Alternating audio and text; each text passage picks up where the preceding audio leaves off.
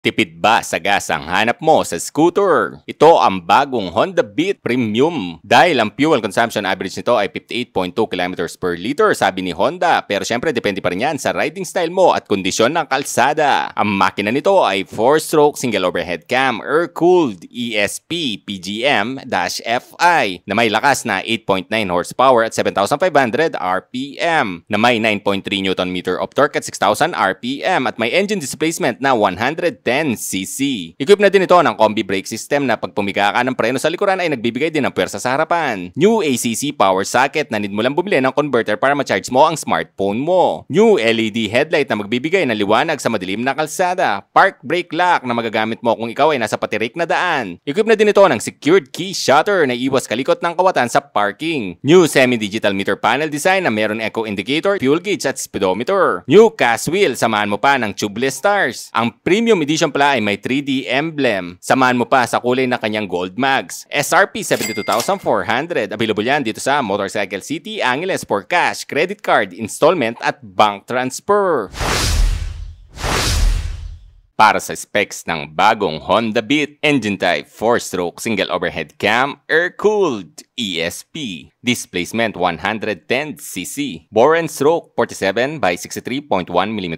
Compression ratio 10.0 to 1. Maximum horsepower 8.88 horsepower at 7,500 RPM. Maximum torque 9.3 Nm of torque at 6,000 RPM. Starting system electric and a kickstart. Engine oil capacity 0.8 liters. Fuel consumption 58.2 kilometers per liter. Transmission type automatic V-matic. Suspension type sa kanyang harapan, telescopic fork, at sa kanyang rear, monoshock unit swing. Brake type sa kanyang harapan, hydraulic disc, at sa kanyang likuran, mechanical leading trailing. Tire size sa kanyang harapan, na 80 by 90 by 14 tubeless yan, at sa kanyang rear, 90 by 90 by 14 tubeless din yan. Wheel type, cast wheel. Overall length, 1,877 mm.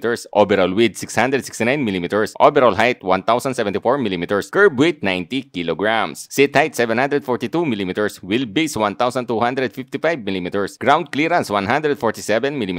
Fuel tank capacity 4.2 liters. What's up mga soy? Nandito tayo ngayon sa Motorcycle City, Angeles para i-vlog tong bagong Honda Beat na premium edition nila. So, yung kaiba ng premium edition sa standard, yung kanilang mags na gold, yung mags niya mga soy. So, susubukan natin yung height niya sa height kung 5'10 or insim na 32. Yes. Flat-footed to, sigurado mga soy. Flat-footed tayo, kita naman sa height natin, no? Tapos, di naman siya tumatama sa tuhod. All goods, naliligo naman siya. Saka, napakagaan ng motor. Sa patipiran ng gas, all goods tong Honda Beat, mga soy. Available pala yan dito sa Motorcycle Angeles for cash, credit card installment at bank transfer. So, papakita ko naman sa inyo yung height na 5'2", kung anong itsura, mga soy. So, si Jomar, let's go. Yan, si Jomar, 5'2" ang height. For your reference, mga soy, yan, no? Kita naman, flat-footed siya sa height niya. So, bagay na bagay, di ba? Honda Beat, mga soy. What's up, mga soy? Ito pala ang bagong Honda Beat na premium edition na napakatipid nito sa gas. Pagdating sa kanyang harapan, mga soy, makikita naman natin na iba na yung design niya kumpara sa mga naunang Beat talaga. Tapos halos pa harap lahat yung kanyang ilaw. Tapos LED yung ilaw niya dito, mga soy. Pero yung turn signal niya ay bulb type pa rin. Bali, equip na rin pala ito ng combi brake system. So, yung combi brake system, pag pumreno ka sa likuran, ay automatic na pumipreno sa harapan. 70-30 mga soy, 70% sa likuran at 30% sa harapan. At meron na siyang kasamang handbrake mga soy. Pag nasa incline ka na daan mga soy, pwede mong i-preno yan. So, pag nakapindot yan mga soy, ay automatic na, hindi mo magagalaw yung pinaka likuran mo mga soy. So, parang handbrake na rin siya, no? Pag aalisin mo mga soy ay pindot lang, mawawala na yan. So, marirelease na siya. So, ito pala ang kanyang meter panel. So, patayin natin. Pagkita natin, no?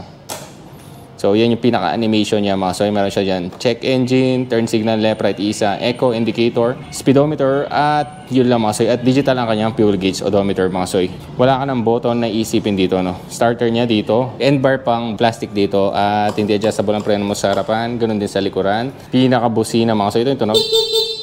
Turn signal left, right.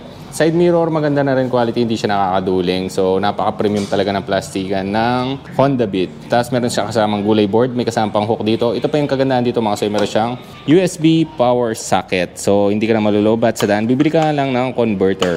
Shutter key, equip na rin yan mga soy. So, iwas kalikot sa parking ng mga kawatan. Pag bubuksan mo yung seat, ito lang naman siya. So, pindutin natin mga soy.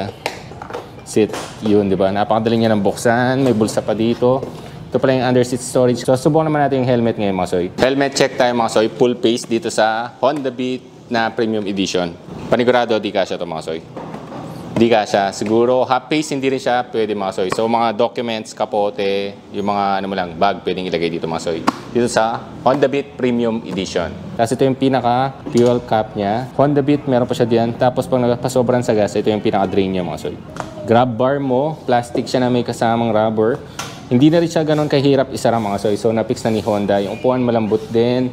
Ito yung Premium Edition mga soy. Naka-impose ang Beat. Tapos, isang suspension lang sa likuran.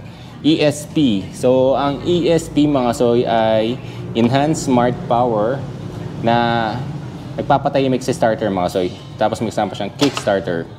Tapos meron siyang drum brake sa likuran mga soy. Meron siya ditong valve type na turn signal at taillight mga soy. Yung gulong niya ang size 90 by 90 by 14. Tubeless na yan, kagandahan nito. Tapos air-cooled. Butso mo, napaka-sporty. Napakaganda ng kulay ng kanyang mags na mga soy. Premium na premium. Pati ang gulong niya sa harapan, ang size naman nito ay 80 by 90 by 14. So, tubeless din yan mga soy. Honda meron dito. So, ganda ng side niya dito mga soy, di ba? So, very basic matte black yung kulay nito mga soy. So, ito naman ang installment price ngayon na sasabihin ni Maymay. What's up mga ka-MC? So for today's video, meron tayong Honda Beat Premium Edition at ang SRP nito ay 72,400 pesos. Down payment, 3,700 pesos. Monthly amortization for 1 year, 8,770 pesos. For 2 years, 5,461 pesos. And for 3 years naman, 4,343 pesos. And meron po tayong rebate na 200. Inclusions are TPL insurance, 3-year LTO registration, and half-face helmet. And meron ding pre-PMS labor. List of requirements for private employee, COE with compensation or 1 month latest payslip, company ID, 1 valid ID, and proof of billing. Sa mga self-employed naman or mga nagbi-business, business permit, valid ID, and proof of billing. And sa mga remittance or mga pinapadala naman, 3 months remittance slip, 1 valid ID, and proof of billing. For more inquiries, please call or DM us sa number na nakalagay sa description box. Available to sa cash, bank transfer, installment, and credit card. Sa credit card po natin, meron tayong 6%. Visit us here in Unit 1, Ground Floor, Hanyels Building, P. de Guzman Corner, Claro M. Recto, Angeles City, Pampanga. At dito ko na lang tatapusin ang vlog. Maraming salamat po sa lahat ng nanood. Please follow nyo po ang page at i-share at i-like nyo na rin po. Maraming salamat. Ingat kayo. Ride safe!